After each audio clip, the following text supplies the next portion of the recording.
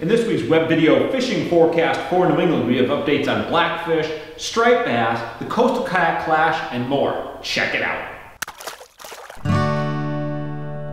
The fishing news is sponsored by these fine partners.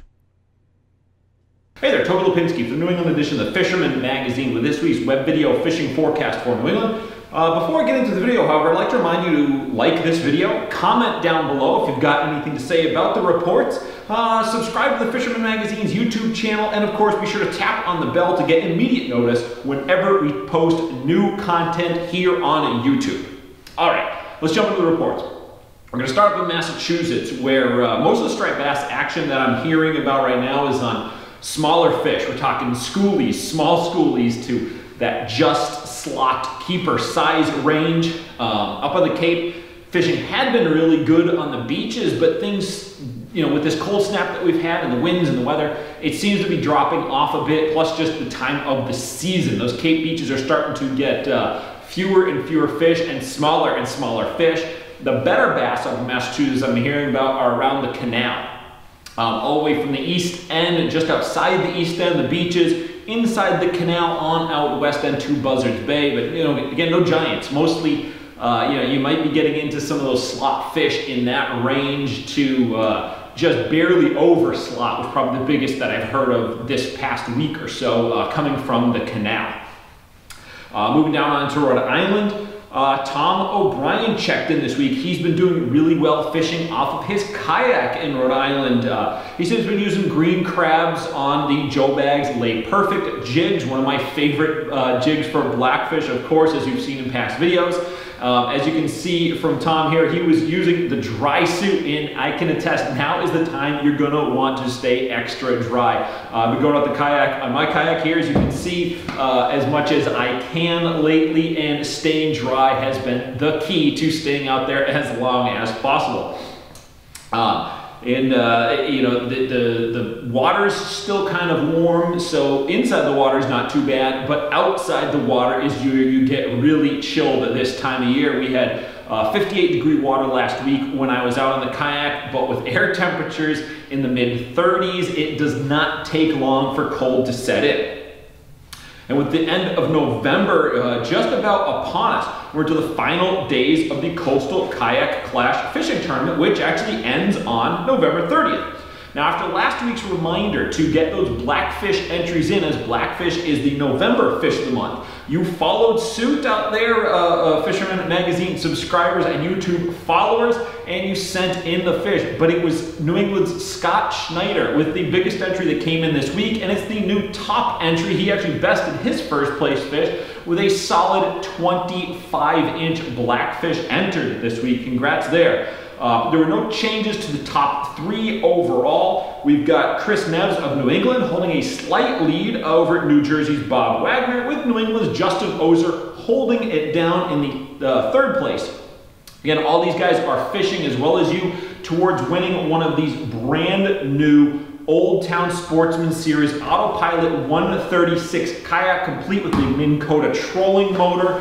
That's the grand prize overall, which we're going to be awarding. We've also got prizes from Humminbird, Yak Lights, Yak Attack, Penn, Fenwick, bunch more. So be sure to head on over to thefisherman.com right now to get all of the details on the Coastal Kayak Clash fishing tournament, and keep tabs on the weekly updates as well.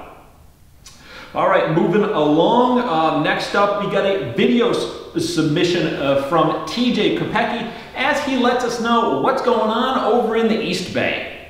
Thanks, Toby. Hey guys, nice to be back again reporting.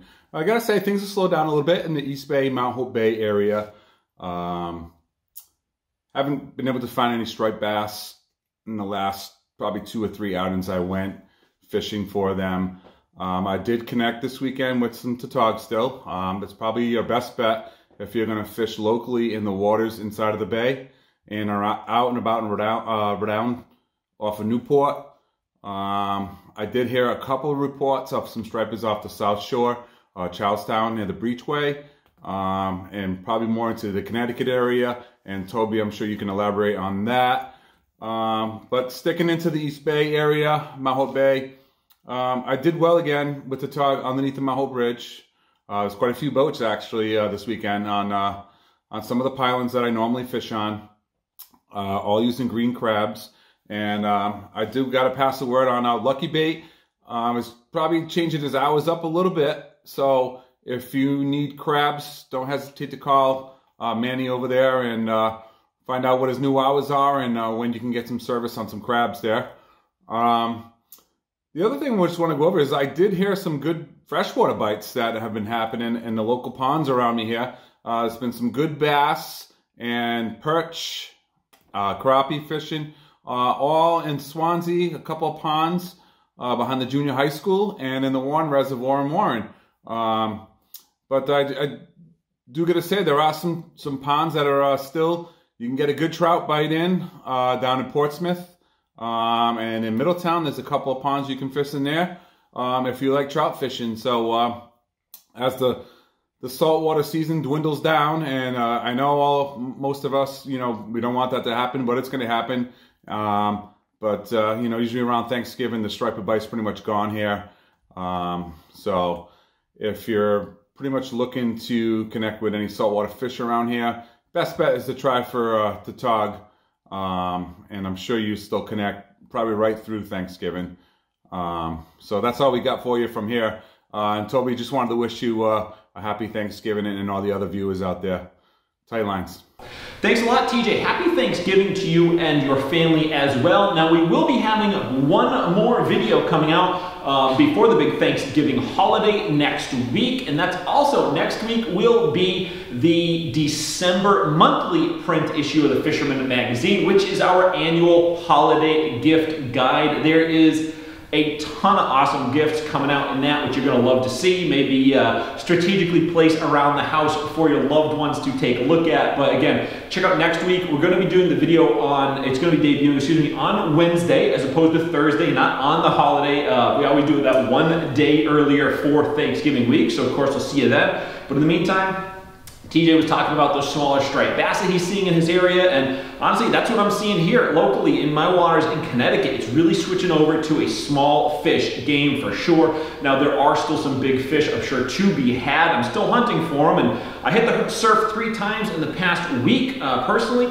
2 of those times I was chunking, got some fresh bunker, and the other one was a plugging outing. Now, on the plugging trip, I saw tons of bunker around. I was very excited. I thought it was going to be a great evening, hit a couple of places, but there just wasn't a whole lot of big fish on them. I think I hooked more bunker than anything on the night. I was snagging them on needlefish, darters, surface plugs, anything I kind of threw, I was bumping or snagging bunker. Was able to pull a couple of bass to about 32 inches out of the melee on a JLH jointed Danny, but that was about it for the plugging outing. Then in the 2 chunking outings, I had really high hopes. With Scythe, got some fresh bunker, went out and chunked them. First night was just kind of keeping it simple. It was cold with the waders and the dry top, and fished about 3.5 hours, and the only action I saw was a school of adult bunker that was swimming back and forth, bumping into my line the whole time. Then a couple nights later, got some more bunker. This time I donned the wetsuit, went to a spot that you can't really access with the waders, kind of a last-ditch effort, hoping something was going to come through and maybe reward me for my suffering, as it was 35 degrees air temperature plus 20 to 30 mile-an-hour winds, and unfortunately, like the other night, same thing, not even a touch. So I might be retiring the wetsuit for the season. We'll see. The water's still warm, but with these 30-degree air temps and cold winds, it's tough to justify. But I'll still be hitting the waders. I usually go right through the new year. I've had Christmas night a couple of years ago, had a great blitz of bass. So there's still fish around to be had. And then last up, bottom fishing is still going strong, at least leading into the weekend before all that wind blew through. I mean, we had 60+ mile-an-hour gusts on Sunday night, so it churned the sound up a bit. The water's a bit dirty, obviously boats couldn't sail for a day or 2, but they're starting to get back on the grounds, like Captain Greg of the Blackhawk plans to do both blackfish as well as his Block Island combo of blackfish and mixed bottom fish, which includes sea bass, cod, porgies, whatever else they can get into. He's got those trips planned, coming up as the weather allows, of course. You can check out blackhawksportfishing.com for all the details, as well as to book your seat. And you can also hit them up directly through thefisherman.com on the Book Your Trip icon, which you can find in Greg's report, as well as all of the awesome for-hire captains we have advertising with us. All right, well, as always, if I didn't get to your region, your species of choice, your locale, what have you, you can get all of the reports from New England through the Mid-Atlantic every single week right now at thefisherman.com. Steigercraft boats, built by people who fish our waters. Serious anglers choose Steigercraft for their 40 years of boat building experience right here in the Northeast and Mid-Atlantic. Visit steigercraft.com for a dealer near you.